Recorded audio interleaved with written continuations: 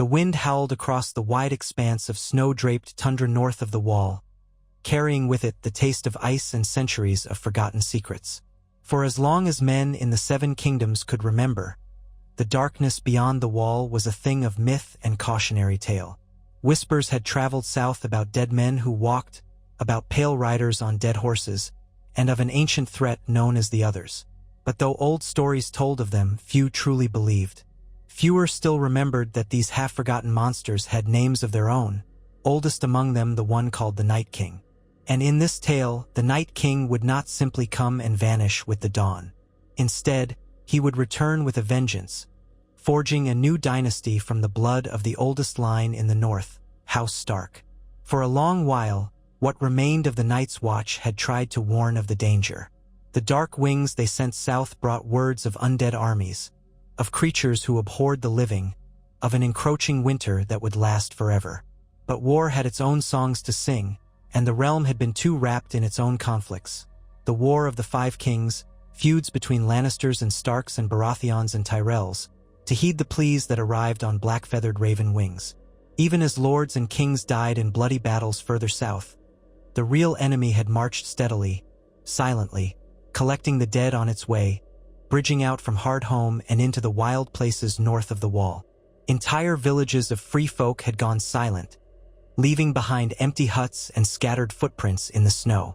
With each victory, the Night King's army grew, swelling with wights who had once been men, women, and children. But this story begins on a night when the moon hung like a sliver of bone over the ice fields, and Winterfell stood in the path of unstoppable doom. Already, the wall had fallen. The greatest defense in the world of men had buckled under ancient sorcery and the unstoppable might of a dead dragon's blue fire. The sound of that colossal structure crumbling had reverberated across the north, like the roar of a deity proclaiming the end times. The gate had splintered, the ice had cracked, and the wards built over centuries had unraveled as if they had never been. With the wall's fall, the Others were free to cross south in earnest. Within days, the Night King's army had clashed with the gathered forces of the living at the fields near Winterfell. It had been a desperate stand. Daenerys Targaryen and her living dragons had burned scores of undead with dragonfire, their roars echoing across the night sky. The Knights of the Vale, the Lord's bannermen of the north, the free folk who had pledged themselves to Jon Snow, and warriors from the riverlands, all had come. Swords, spears, and arrows whirled in the darkness. Men screamed, and the dead groaned. Through it all, the living discovered that their greatest foe was tirelessness. For every undead soldier they struck down, two more rose in its place. The dragons helped. The steel of men, especially the Valyrian steel in their champions' hands, and the dragonglass harvested from Dragonstone could kill White Walkers. But the tide of death remained overwhelming. It was a battle fought in the blackness of night, illuminated only by the ghostly moon and the burning breath of dragons. When morning came, it revealed fields strewn with corpses, and among them, those of many who had once been beloved defenders of the north. The Night King did not rest.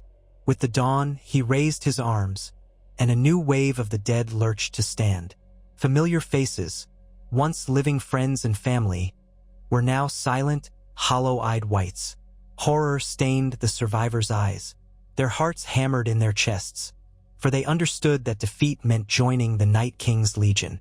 Among the battered survivors was Arya Stark, battered but unbroken, standing by her sister Sansa, who clutched a dragonglass dagger so tightly her knuckles had gone white. Bran Stark, the three-eyed raven, was in the Godswood. His eyes rolled back as he warged into ravens, scouring the battlefield from above, searching desperately for any advantage. Jon Snow was with the remnants of the mounted northern host, his sword Longclaw in hand, trying to regroup and plan the next defense. Across the yard at Winterfell, monstrous shadows flickered as the wights poured through the broken gates. Clashes rang across the battered walls. The dead hammered at the barred doors and windows. There was no moment to draw breath, no respite to recall simpler times. The undead were here in the seat of House Stark, and they would not leave until there was no breath left among the living.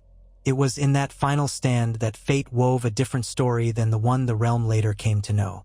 Instead of Arya slaying the Night King beneath the weirwood with a deft stroke of her Valyrian steel dagger, or some last-minute miracle of dragonfire, there came a moment when the dark inevitability triumphed.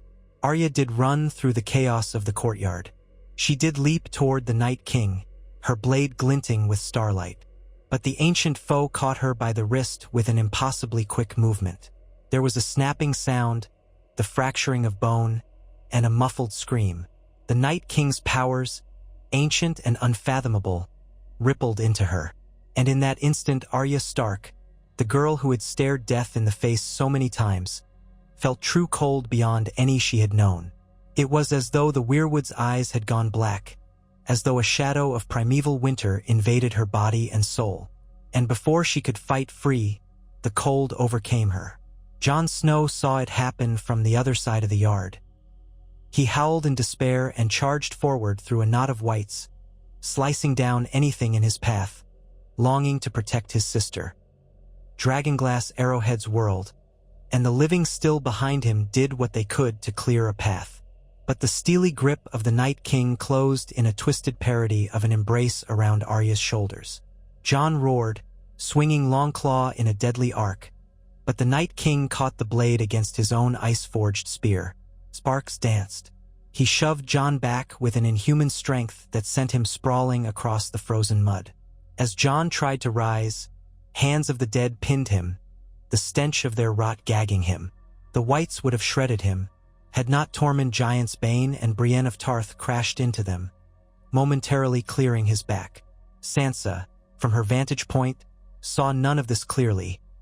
Only the swirl of blood and ice shards, the shrieks of men and women battling the undead, and the ragged hiss of an otherworldly wind. Her legs nearly buckled when she caught a glimpse of Arya slumping, her face twisted in something beyond pain. Sansa raised a dagger, as if she would plunge it into her own heart rather than endure being turned, but she hesitated. Her sister was still upright, but somehow changed, her hair swirling in a frigid gust that emanated from the Night King. It all ended faster than any of the Starks could believe. Bran Stark, eyes rolling white, came out of his warg trance with a gasp. In that moment, he understood far more than a simple end was approaching. He saw through the tapestry of time that the consequences of what was about to happen would shape not just the North but all of Westeros for generations. He felt the weirwood network, the old gods, scream in protest as the Night King's cold magic wrapped around Arya's soul, slowly warping it. The great heart tree of Winterfell wept red sap as if bleeding from the eyes. The entire ancient grove seemed to recoil from the unholy power being unleashed. But no matter how Bran tried to summon words or illusions to stop the onslaught, he felt powerless against that primal darkness. He rolled forward in his wheeled chair, trembling, trying to look away from the horrifying spectacle, but compelled to witness what the Night King intended. Then, a suffocating stillness settled upon the courtyard, as if the whole world were holding its breath. The wights froze in place, mid-swing and mid-groan. The living, battered and bruised, dared to hope for a miracle. Jon used the precious seconds to crawl out from under a partial mound of bones and corpses. He staggered to his feet, bellowing Arya's name. But all eyes were drawn to the center of the yard, where the Night King removed his hand from Arya's chest. Her eyes, once gray and full of fierce life, had turned an otherworldly ice blue. A hush fell. Somewhere behind the walls, a mortally wounded hound howled into the darkness. A single crow cawed from atop a half-broken parapet. Arya Stark, whose mouth hung open, stared vacantly. Sansa's horror turned to a choking sob. She tried to run forward, but strong arms held her back. It might have been Podrick Payne or one of the surviving guards. She never knew. Swiftly, the Night King turned his inhuman gaze upon the rest of the Stark children. A silent command radiated from him, a wave of cold that rippled out, causing even the living to shiver uncontrollably. Jon found himself raising Longclaw, stepping forward in futile desperation, but he was already encircled by white walkers, their crystalline spears held in glimmering readiness. Each of them was like a statue of frost and death, their eyes pits of baleful blue. The Night King's lips curled in an expression that might have been a sneer or simply the immovable stoicism of an ancient being. He spoke no words, for he needed none. One look at Jon Snow told the half-Targaryen bastard that this fight was lost, that the living had played all their cards and come up short. In one swift movement, the Night King reached for Sansa. The men who held her let go to fight the Whites, who advanced again in unstoppable waves. She tried to raise her dagger. It might have been enough to kill a single White, but not enough to pierce the centuries-old magic protecting the Night King. She felt the cold hand grasp her chin, tilting her face upwards. She stared into those pale eyes, and all she could think was, "This is death." Then she felt it, an icy shock that penetrated bone, an essence that yawned like a pit of endless winter in her mind. All of Sansa's tragedies, all her heartbreak, everything that had molded her, from the naive girl who dreamed of knights and tourneys, to the woman hardened by betrayal and the horrors of King's Landing. None of it compared to this terror. She tried to scream but managed only a rasp. The breath froze in her throat, and her eyes, like Arya's, glazed over in an unearthly hue. She collapsed to her knees, unresponsive. Jon roared again and slashed at the White Walkers. He managed to shatter one with Longclaw, which flashed brilliantly in the gloom. The White Walker exploded into shards of ice. Hope surged for the barest heartbeat. But then the Whites parted to reveal the looming figure of the Night King himself. He moved with preternatural fluidity, ignoring the flames that still danced in parts of the yard. He drove his spear toward Jon, who parried, but the force of the blow numbed Jon's arms, nearly tearing the sword from his grip. Another White Walker stepped in, trying to flank him, and only a desperate pivot saved Jon from impalement. Across the yard, a wounded and near-exhausted Daenerys Targaryen tried to mount Drogon again. The great dragon's tail swept from side to side, knocking aside a dozen shambling Whites that pressed too close. The beast roared, flames licking its massive jaws. Daenerys scrambled onto its flank, shouting hoarsely for the creature to take flight. But then she locked eyes with something that made her falter. Arya Stark stood there, eyes a ghostly blue, her face an unsettling mask of stillness. The posture was Arya's, the height was Arya's, but the presence felt alien, as though death itself had slipped into mortal clothing. With startling speed, Arya's hand darted forward, hurling a knife of dragonglass at Daenerys. It was an odd irony. A weapon that could kill White Walkers was now turned against the living. Daenerys tried to twist aside, but the blade bit into her side. She gasped in pain, nearly losing her precarious seat on Drogon. Blood spattered over the snowy ground. From that point, a chaos unraveled. Drogon flapped his enormous wings, tried to take off, but Whites scrambled onto his back, clutching at his scales. Another White Walker advanced, an ice javelin in hand, seeking to repeat the tragedy that had brought down Viserion. Drogon slammed his tail, sending Whites flying, but the White Walker hurled the weapon with uncanny precision. It struck Drogon's flank, fracturing and sending a web of cold across his scales. A horrible roar echoed across the yard. The dragon, wounded, could not gather the momentum for flight. He breathed a torrent of fire, enveloping part of the courtyard, incinerating Whites and men alike in a desperate move to clear space. Daenerys clung to his back, tears freezing in her eyelashes, unsure how to save him or herself. Jon, battered and half-frozen, saw Daenerys in peril. He tried to fight his way to her, but his path was blocked by undead Stark men. Men he had once known, sworn swords who had died earlier in the fight, now forced to serve the Night King. They pressed him, forcing him to give ground. And before he could find another opening, the Night King came to stand between Jon and Daenerys. The ancient creature raised a hand. The swirling, bitter wind picked up. Daenerys' eyes widened in horror. She tried to call Drogon, to urge him to spout one last burst of dragonfire at this monster.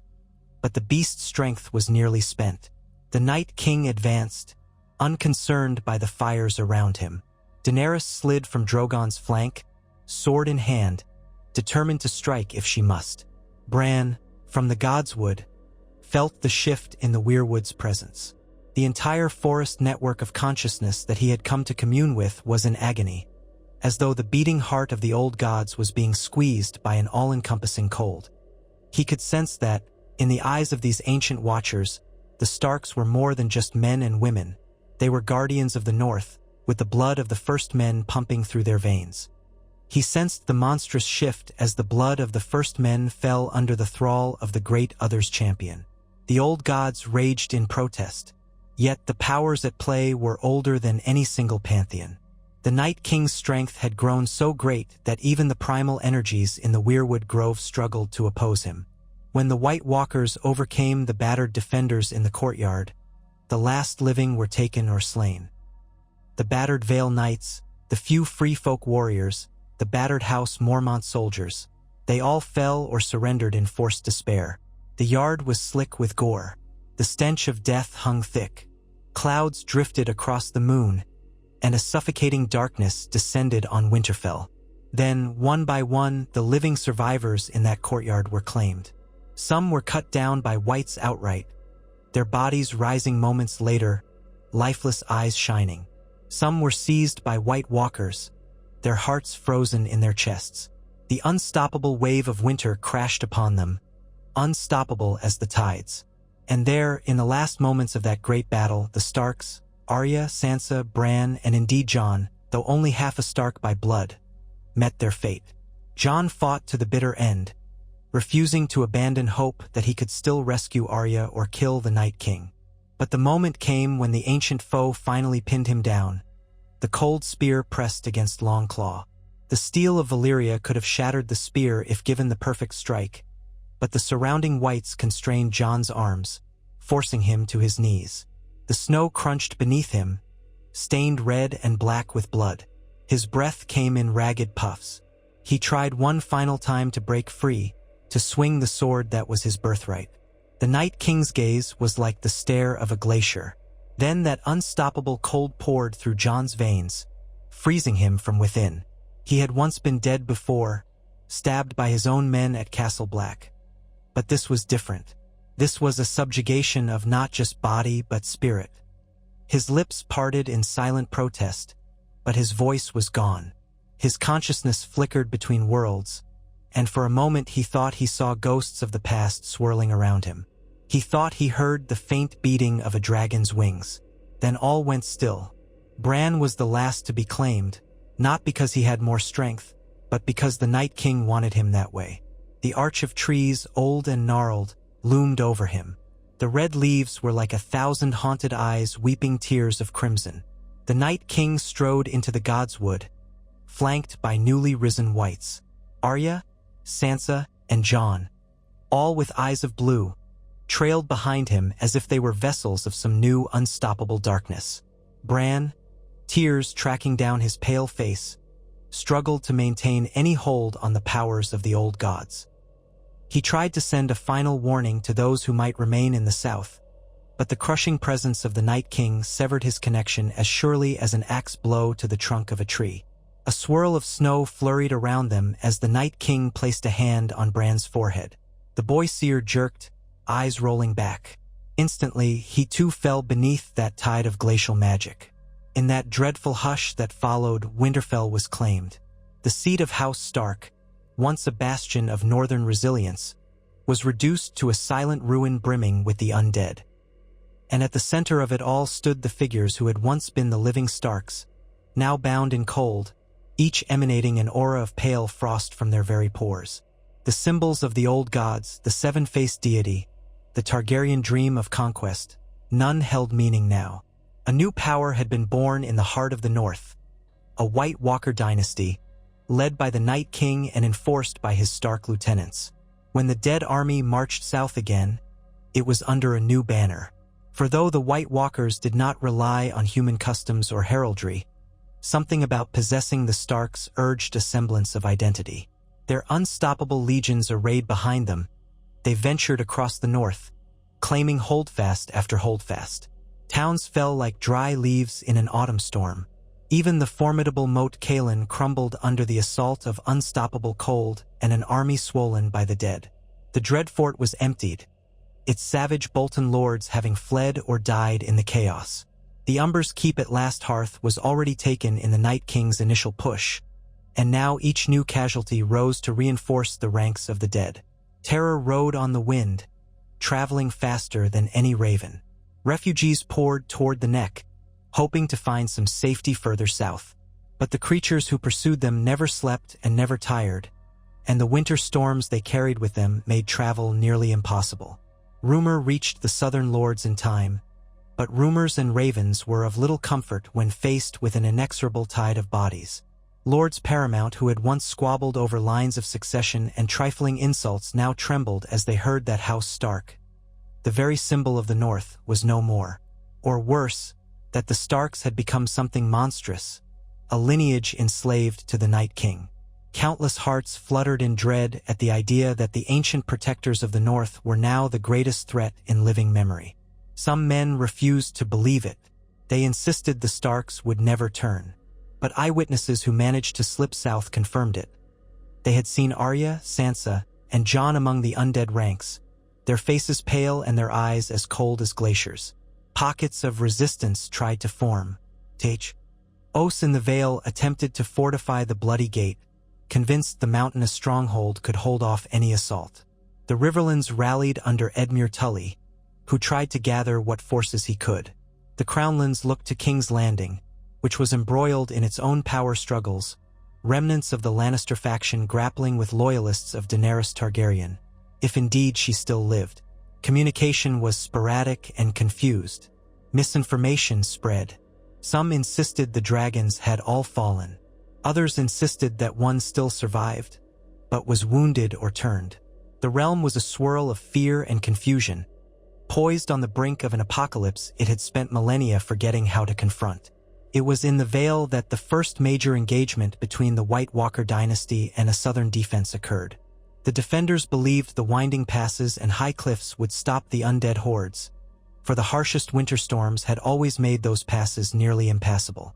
They stationed archers on high cliffs, placed dragonglass along ramparts, and readied every able-bodied man or woman to fight. But they had not reckoned with the cunning that now guided the undead.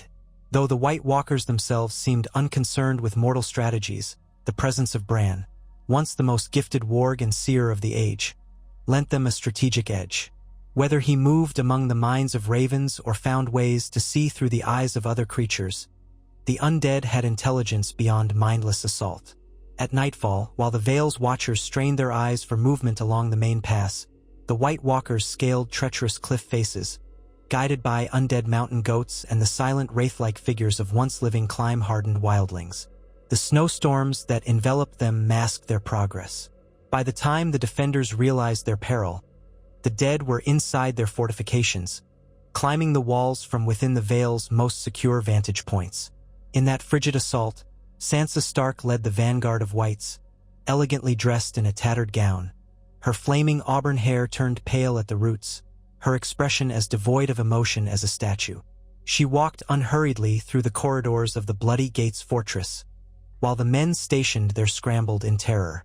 Some tried to reason with her, begging her to remember her old alliances, but her face remained impassive. With a flick of her hand, whites rushed forward, tearing down any who stood in her path. The Vale's defenses crumbled from the inside out.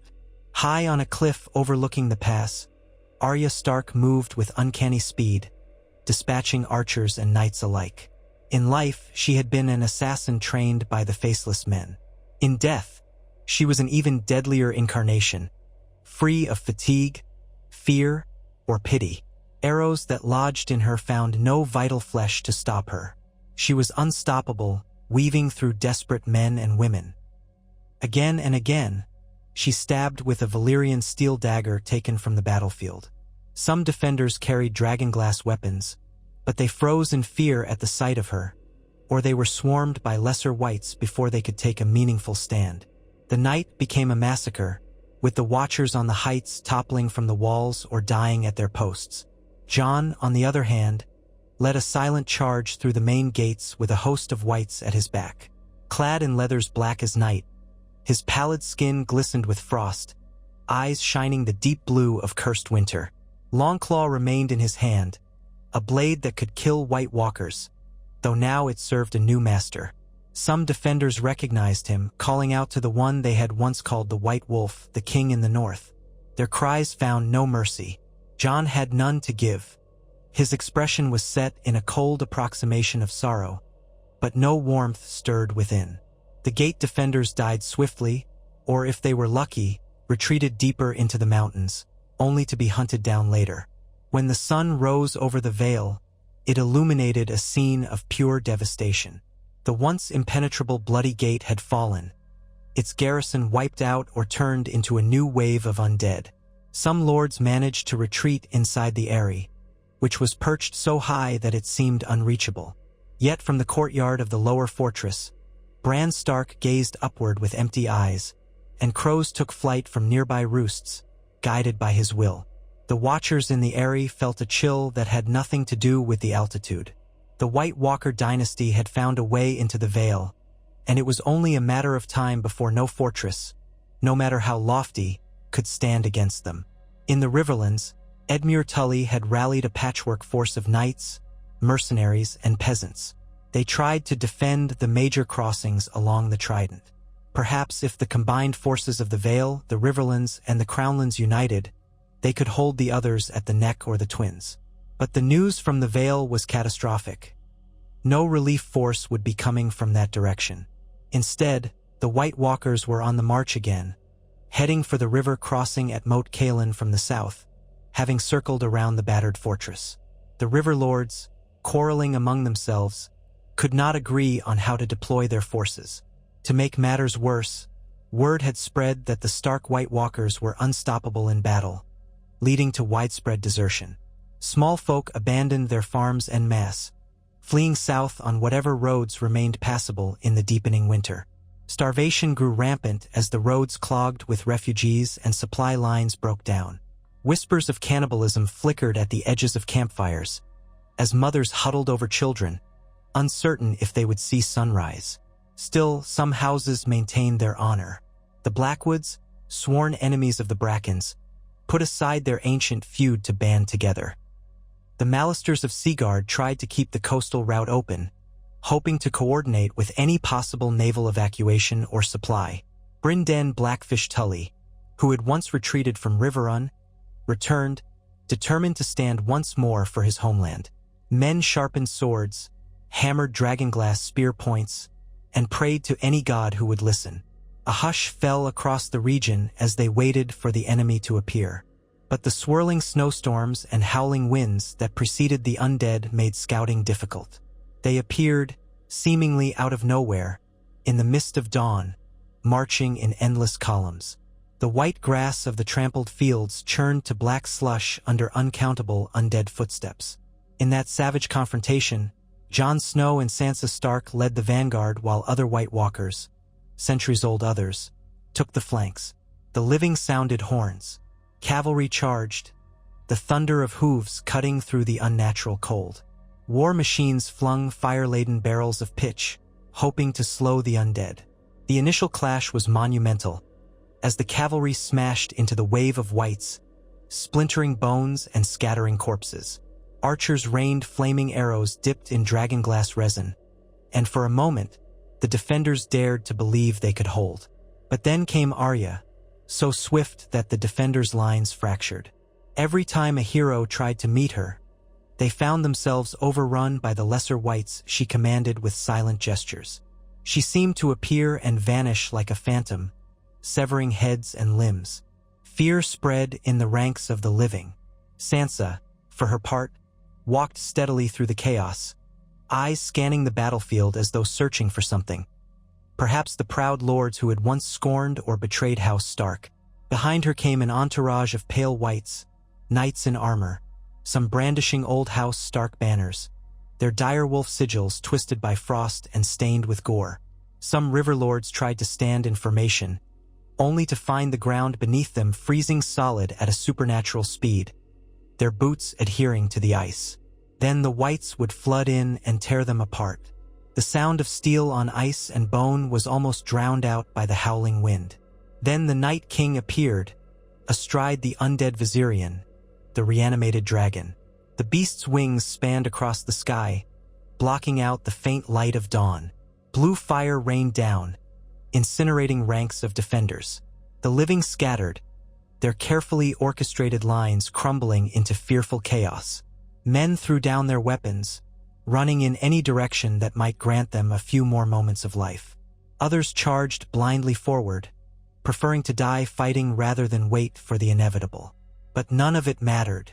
The White Walker dynasty, led by the frozen Starks, was merciless. Fear paralyzed the defenders faster than the cold.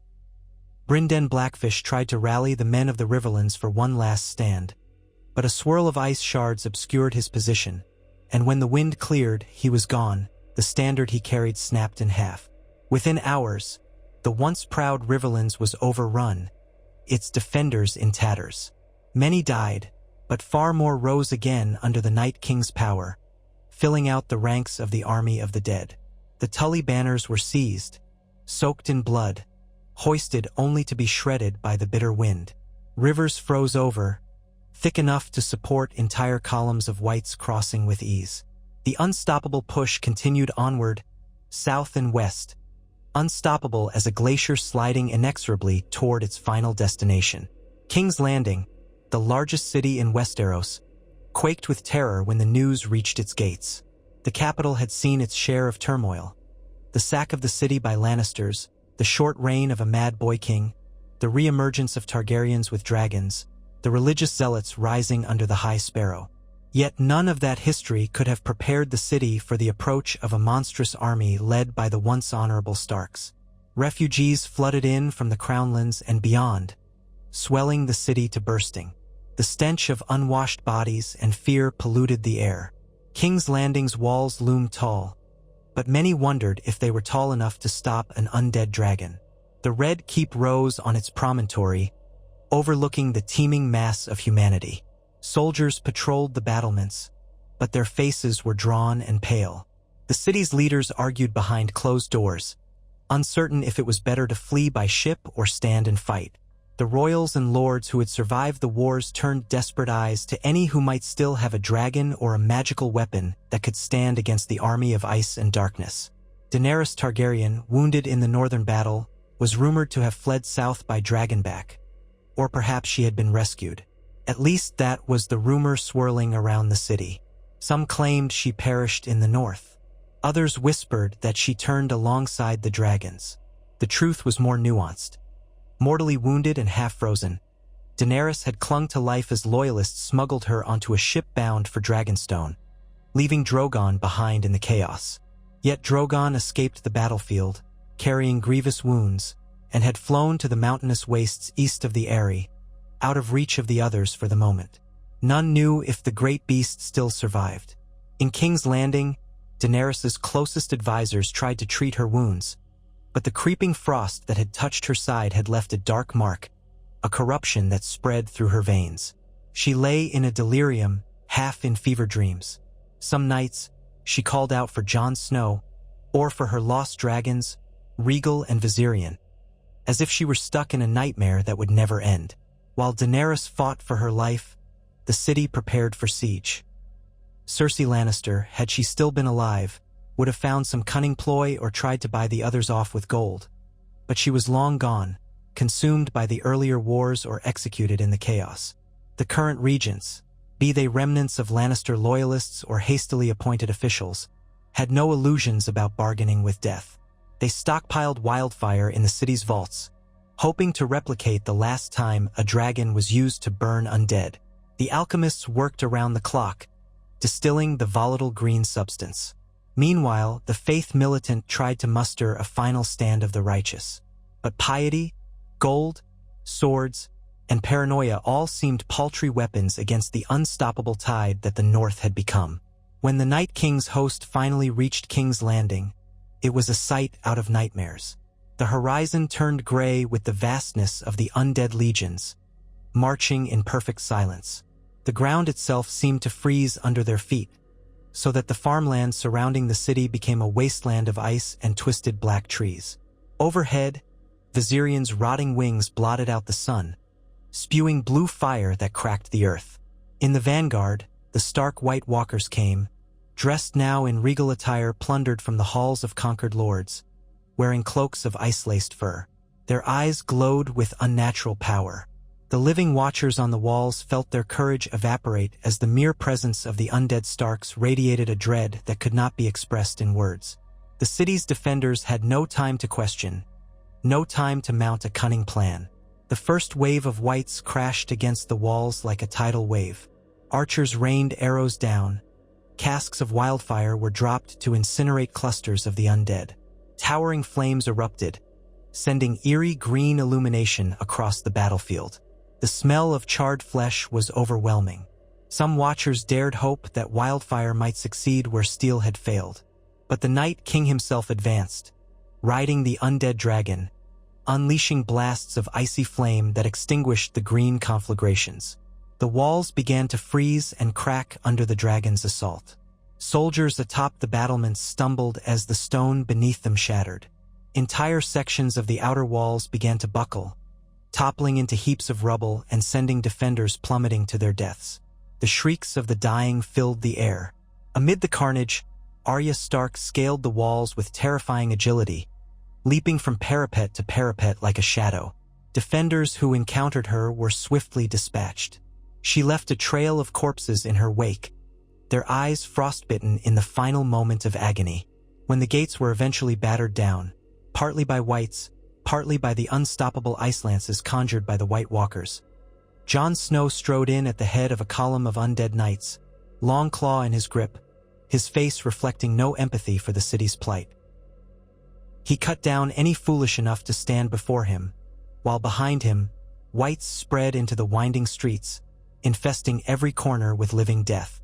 The grand city that had once been the heart of the Seven Kingdoms fell into chaos. People fled, trampling each other in the narrow alleys. Some found locked gates where they had hoped for refuge. Others tried to hide in cellars, only to be discovered later by the relentless search of the undead. Sansa Stark took the Red Keep. She ascended the steps that had once been tread by conquerors, kings, and queens, and looked down upon the sprawl of kings landing through ice-clouded eyes. Wherever she walked, the breath of winter followed, freezing tapestries, shattering windows with sudden bursts of cold. The small council chamber was overrun. The throne room, with its iconic iron throne, stood silent. The great beams overhead creaked in the chill. Sansa gazed upon the Iron Throne, that monstrous symbol forged by the swords of vanquished enemies in the age of Aegon the Conqueror. With a dispassionate expression, she ran her slender fingers across the metal blades. Frost spread beneath her touch, creeping across the iron. In that moment, the seat that had caused so much strife between great houses of Westeros was claimed by a being who no longer valued the petty struggles of mortal men. The queen who sat upon the throne of ice was not a woman at all, but a vessel for an ancient winter, her once blue eyes now luminous with cold fire. Below the throne room, the city burned with green flames in pockets, or succumbed to the white freeze of the others in others. The unstoppable wave of death rippled out to the harbor. Ships tried to set sail, but the sea was icing over, and the undead needed no ships to cross the thickening waters. Some wealthy or cunning individuals might have escaped early, slipping away to Essos, but for the majority in King's Landing, there was no escape. As the day waned, the city's last defenders died in droves or joined the ranks of the Night King's Legion. Night fell across the capital. Fires flickered in the distance, but they offered no warmth. Blue flames from the whites crackled unnaturally in corners of the city. In the Red Keep, the echoes of the final screams died away, and upon the Iron Throne sat Sansa Stark, the newly made White Walker Queen of a realm of ice and death, with Arya, Jon, and Bran at her side, each a White Walker prince or princess in this new dynasty. The hush that fell upon the city was the hush of the grave. The reign of House Stark in life had been noble and proud, built on centuries of tradition and defense of the North. But now, in death, it was a twisted reflection of everything the Starks had once stood for. With King's Landing claimed, the rest of Westeros had little chance of resisting. Some pockets of resistance lingered, Dorne, separated by deserts and mountains that might slow the advance of ice, tried to defend the Boneway and the Prince's Pass. The Iron Islands attempted to hold out behind their storm-lashed coasts, but the winter storms that followed the White Walkers made the seas treacherous. Freezing winds and drifting icebergs battered the Iron Fleet. Balon Greyjoy's successors, if they lived, found their ships locked in harbor as the waters turned thick with ice floes. Yet the unstoppable winter would not be denied. In the months that followed, the White Walker dynasty swept across the continent. The Martells of Dorne fought a guerrilla war in the Red Mountains, inflicting some casualties on the Whites with dragonglass-dipped spears. But any victory was temporary. Dorne's desert nights turned frigid beyond measure, scorpions and snakes froze in the sand, and entire oases turned to solid ice. One by one, the forts defending the passes fell. The last stand might have happened at Sunspear, but it was no more successful than the others. The same bleak story repeated itself. Once the city was taken, the people rose anew in the service of the undead, and Dorne was lost. In the Reach, the fertile lands turned into frosted plains. The Tyrells were already decimated from earlier conflicts, and House Tarly had no hope of standing alone. Starfall, Oldtown, Highgarden. None of them escaped the creeping doom for long. The Citadel's archives recorded the last days of men, as archmasters locked themselves away with priceless tomes, determined to preserve knowledge even if humanity fell. But the White Walkers needed no libraries. A hush fell upon Oldtown when the silent armies arrived. Blue flame ravaged the harbor. The tall spire of the high tower was choked with rime. Maesters in their gray robes tried to fight with hastily crafted dragonglass weapons or with arcane rites gleaned from ancient records. But nothing could stand against the raw power of the Night King and his Stark lieutenants. In time, even the bells of Oldtown rang no more. As the ice spread, 1,000 years of Westerosi culture, tradition, and history crumbled. Castles that had stood proud since the Age of Heroes fell silent, their halls occupied by the dead. Fields lay barren under a thick blanket of snow. Rivers froze, roads vanished. The entire land resembled the far north, a domain of unending white. Stars twinkled in a black sky untainted by the lights of civilization. And in the hush of this eternal winter, the last vestiges of hope flickered like a dying candle. Those who had escaped to Essos told tales of the doom that befell Westeros. The free cities, alarmed, tried to bar their ports to Westerosi refugees, fearing they carried with them the seeds of the undead. But some, more compassionate or simply curious, allowed them entry, and soon the taverns and quays of Bravos, Pentos, and Volantis buzzed with horrifying stories of how the Starks had become the dread rulers of a realm of the dead. Rumor had it that Daenerys Targaryen, before succumbing to her wounds, commanded her last loyal supporters to smuggle dragon eggs across the sea in a desperate attempt to preserve the hope of new dragons someday hatching. Others whispered that a few remaining red priests and priestesses prayed to R'hllor, the Lord of Light, for a champion to drive back the darkness. But from the vantage point of those who had truly witnessed the Night King's conquest, such hopes seemed laughably distant. Even if dragons were born anew, would they fare any better against the unstoppable might of the White Walker dynasty? Especially now that the core of that dynasty was formed from the blood of the first men, the Starks, who held some primordial right to the north. Over time, the natural rhythms of the seasons seemed to halt. Where once the northern winters might last years, now the entire continent was locked in an endless age of ice.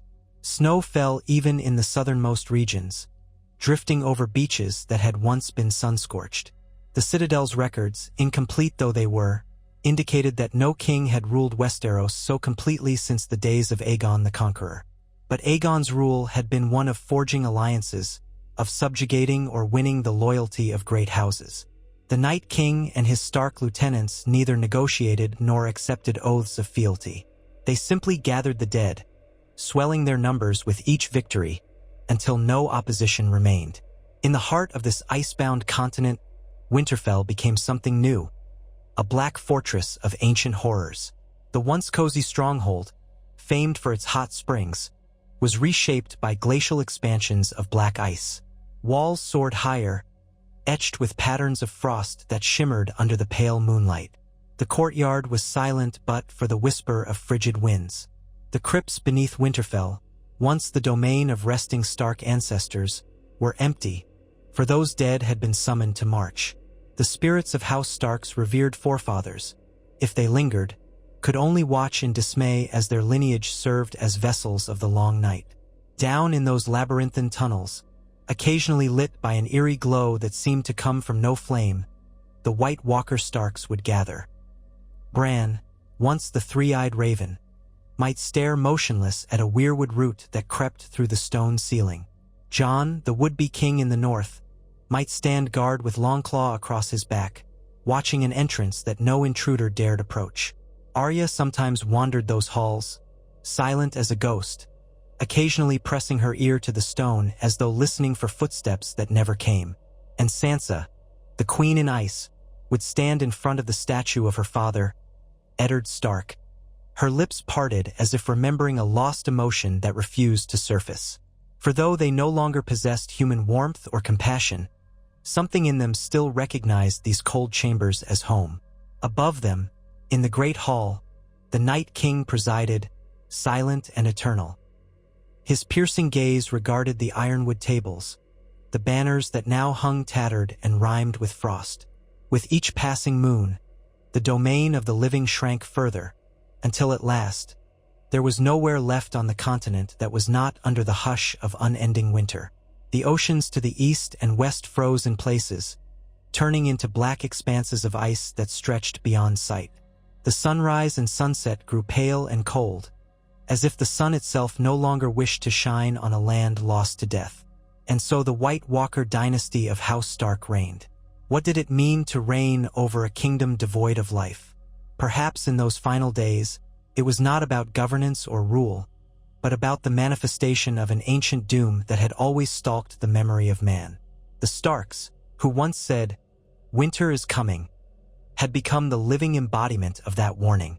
Their footsteps echoed through the halls of Winterfell and the corridors of King's Landing, yet no living soul walked by their side. Wolves howled in the distance, if any remained, though even the wolves likely fell under the curse of the undead, their yellow eyes replaced by the same deep blue glow. The entire realm was a kingdom of ice, silent, still, eternal. The weirwoods, it is said, moaned in lamentation, their leaves blackening and falling away, for the old gods had no place in this new order. The faith of the Seven was gone, with no worshippers left to fill the septs. The Red Priests who had come to Westeros in Daenerys' wake were either slain or had fled across the sea. No bells tolled in any sept or holdfast. No ravens flew messages of war or peace, for all messages that mattered had been delivered in blood and ice. The very concept of tomorrow seemed meaningless in a world that would never see the thaw. In Essos, tales of the frozen west became a cautionary legend. Adventurous sailors who ventured to the Sunset Sea returned, if they returned at all, telling of an unbroken shelf of ice rising like a cliff where once the coastline of Westeros had been. Some claimed to have seen the silhouettes of rotting ships locked in glaciers along the shores. Others recounted nightmares of an undead dragon glimpsed in the distance, its blue fire breath shimmering across the ice at twilight. In darker corners, a few insisted that they had seen a figure standing on the ice, a woman with auburn hair, clad in a gown of white fur, watching the eastern horizon as if daring any to cross. Those who told such stories insisted that the gaze of those eyes was so cold it froze the very waves. None could say if it was Sansa or Arya, or if all the Starks had merged into one being of perfect frost. Perhaps the Watchers had simply glimpsed a White Walker sentinel, forever guarding the new domain. So ended the Age of Men in Westeros. It was not the Targaryen conquest that shaped the final destiny of the Seven Kingdoms, nor the intrigues of Lannisters or Baratheons. It was the coming of the Night King, who harnessed the legacy of House Stark to solidify his grip on the land. The hearts of men once burned brightly, forging empires and feuds, loves and betrayals. But in the end, that flame guttered out, smothered by a winter that knew no end. And the Starks, whose words had always been a reminder of the cold, ironically became the chilling truth of that prophecy. Winter did not merely come. It conquered and claimed every living thing, forging an eternal reign under a dynasty of ice and death.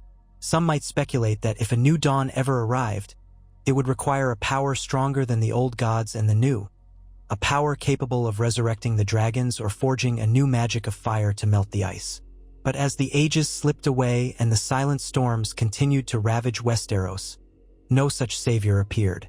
The few glimpses of hope remained exiled on distant shores, in scattered stories told among the children of Essos, who might or might not believe them. The painted table on Dragonstone, so the legends say, remained hidden under layers of frost and ruin, waiting for some champion who would never come. In time, even the echoes of this final conquest faded into the hush of myth. Far across the narrow sea, bards spun ballads of heroic last stands against the unstoppable others, but these were only fragments of truth wrapped in romantic fancy. The reality, that Westeros was a land of eternal snow, ruled by an undead monarchy, was too grim for many to accept. Eventually, the haunted shores of the frozen west receded from memory.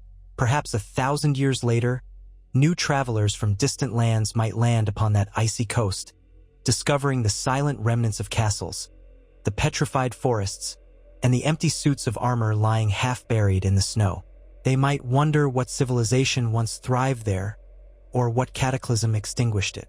But the deeper they wandered, the more likely they would be to find themselves enveloped by swirling snow, seeing silent shapes in the gloom, eyes glinting blue. Perhaps they would hear, in the final throes of their mortal life, a soft voice carrying through the wind, whispering, "The North remembers," and then all would be cold. That is how the Night King forged a White Walker dynasty with every Stark, culminating in a dominion not of men or beasts, but of silent death. In the end, the famed resilience of House Stark proved to be the instrument of the realm's doom, for no other bloodline could so readily merge with the deep magic of winter. Men once said that as long as a Stark was in Winterfell, the North would stand. They did not imagine that the Starks would stand, indeed, but as creatures beyond mortal ken, granting not salvation but an unending twilight, a silence that stretched to the edges of the world. And in that hush, all the dreams of chivalry, honor, and love lay entombed beneath an empire of ice, waiting for the warm hands of a living soul who would never come.